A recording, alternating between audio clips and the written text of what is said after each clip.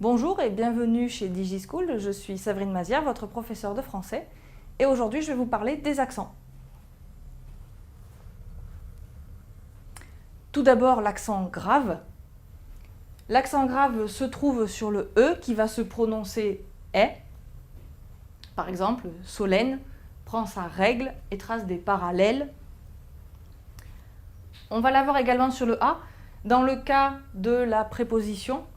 Par exemple, elle a de la chance, elle va à Paris. On va l'avoir également sur le U de l'adverbe ou pronom où.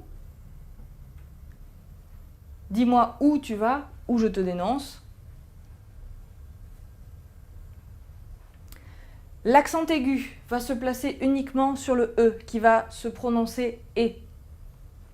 Mélanie prépare une émission de télévision. On est sur un et. L'accent circonflexe, quant à lui, va pouvoir se placer sur toutes les voyelles, sauf le Y. Le Y qui ne prendra jamais aucun accent.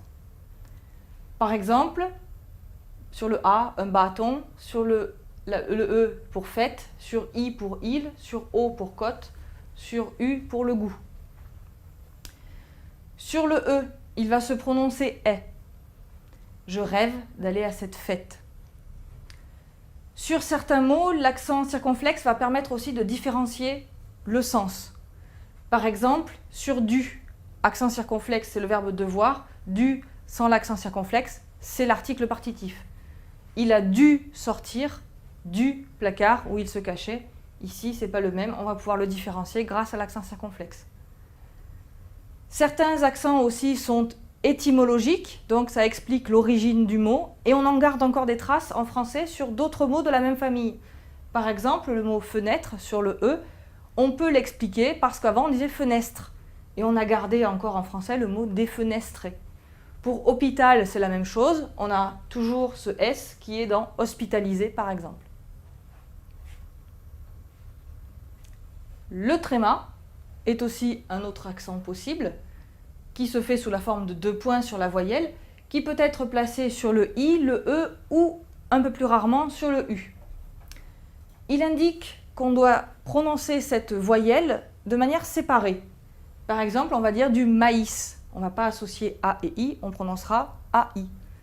Mosaïque, Noël, Canoë, Capharnaüm.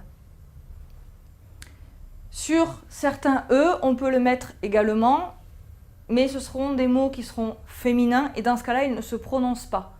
C'est le cas par exemple pour aigu au masculin, au féminin on mettra aigu avec un tréma sur le E qui ne se prononcera pas. Exigu, ambigu, c'est la même chose, ou la ciguë aussi.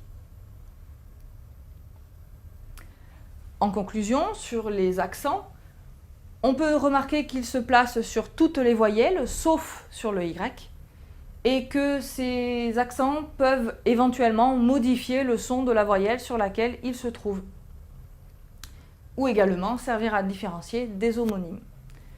Voilà pour la vidéo sur les accents. Vous pouvez retrouver d'autres vidéos avec DigiSchool sur d'autres thèmes, par exemple sur les signes de ponctuation.